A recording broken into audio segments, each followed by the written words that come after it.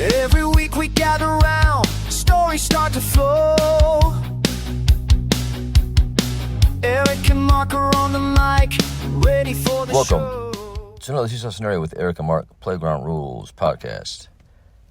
You ever noticed the seesaw only works when both people move? But in real life, it doesn't stay that way. One person starts pushing harder. The other gets comfortable. One carries the weight. The other enjoys the lift. And what started as balance quietly turns into a power struggle. Here's the part nobody says out loud. The one stuck at the bottom, they usually got there trying to do the right thing. Being patient, being consistent, being the one who holds it all together. But instead of fixing the imbalance, it trained to the person not to move. To keep things status quo. Now, the seesaw is stuck.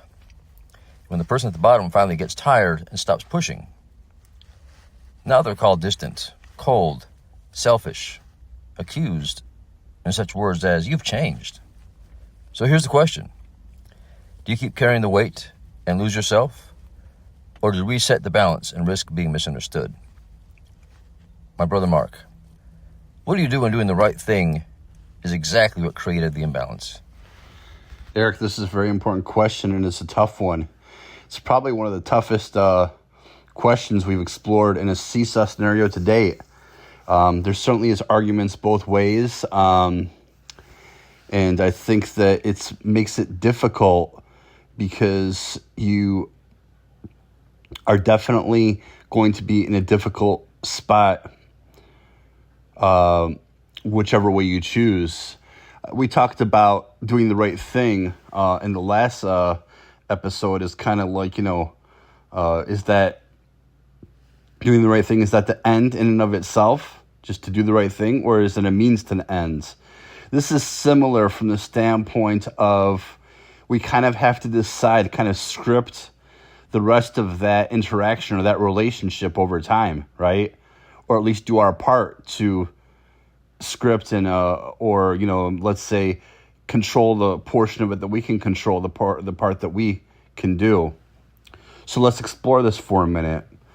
So let's say that we to your point, we continue to do that role. We're kind of like carrying all the weight, doing all the work, and we're the ones at the bottom, and it's a powerful visual and metaphor.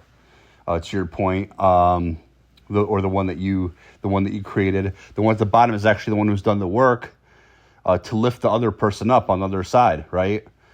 And so, if they continue to do that, then they've done so at the or they're doing so at the expense of themselves, maybe some level of individuality or energy or any number of things like, this is really, I'm carrying the weight in this whole thing. This is all on my shoulders, and this is the way it's always been. So if I continue this way, it's at a level of individuality, or this, I should say, sacrifice of some level of individuality and a lot of hard work, and then maybe there's a certain kind of status quo that things can return to. I think the important question there is, how satisfied are we with that status quo? So if we continue to do quote unquote the right thing, or continue to do the work, or what could be perceived as the right thing, at least doing our parts, then we say, okay, well, we're not entirely happy. We're giving up some individuality. We're tired of that kind of thing. Now, it seems like a kind of almost like an obvious response. Well, of course we shouldn't have to do all the work and that kind of thing. But at the same time, we have an opportunity to have a better of two scenarios. In other words, we could say, what is it worth to me to return to that status quo? Maybe that status quo isn't great, but it's better than the alternative. So am I willing to do that? Am I willing to do that for the sake of the family? Am I willing to do that for the sake of my own self-image, for the sake of that specific relationship? Let's say it's a spouse or a significant other. Nobody can answer that question for you. I think that every person has to answer that question individually. Is that status quo even though it's not exactly what we want, is that status quo that we can achieve by carrying all the weight, or doing all the work on that seesaw, is that one acceptable to us? On the other side of it, we could say out of principle or just out of being tired or not willing to do it anymore, which is also a very human feeling in this situation. Say, you know what, I'm done. I'm done carrying the weight. I'm done doing all of the work. I'm tired. It's not fair to me. I have a right to have my own individuality. So at that point, and to have my own energy. So at that point, you say, you know what, I've improved in terms of my individuality. I've improved in terms of my own self-respect. I've set some healthy boundaries saying, hey, I'm not the one who's going to do the work anymore exclusively. I need you to participate as well. But there is a chance that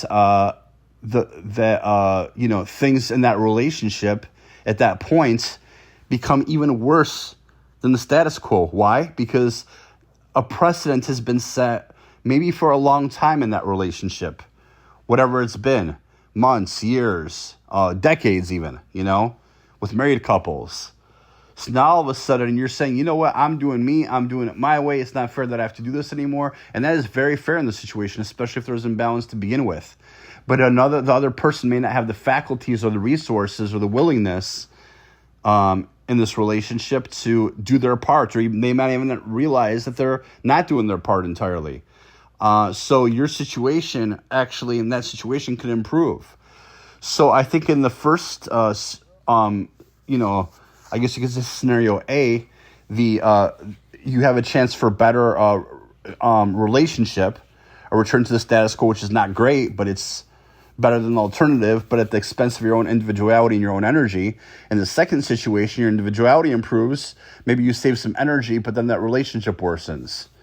So it really is just a very unfortunate situation to have to face.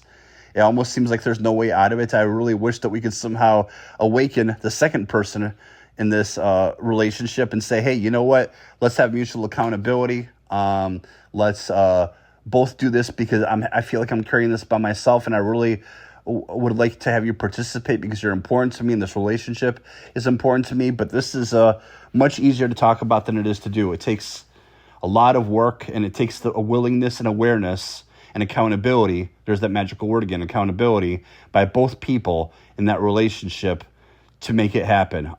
No scenario in this seesaw is going to be perfect. Every scenario is going to come with sacrifices. Every scenario is going to take some work. That's my take on it.